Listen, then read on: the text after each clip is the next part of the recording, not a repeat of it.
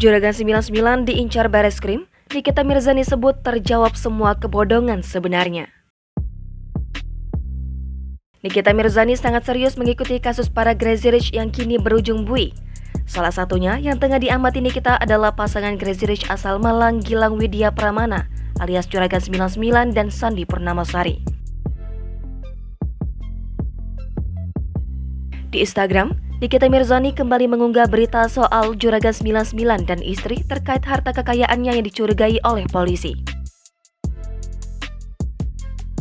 Artikel dari sebuah surat kabar di Surabaya itu memberi judul Crazy Rich Malang diincar Bareskrim.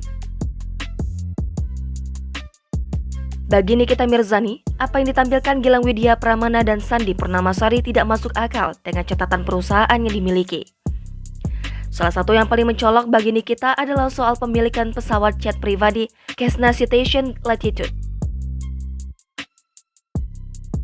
Untuk pesawat tersebut dibutuhkan biaya tahunan mencapai 13,5 miliar rupiah. Tak masuk akal bagi Nikita Mirzani, apalagi Juragan 99 baru punya bisnis kosmetik MS Glow dan bus travel. Nikita Mirzani kemudian menegaskan bahwa apa yang diumbarnya soal Juragan 99 dan istri bukan karena iri atau pansos.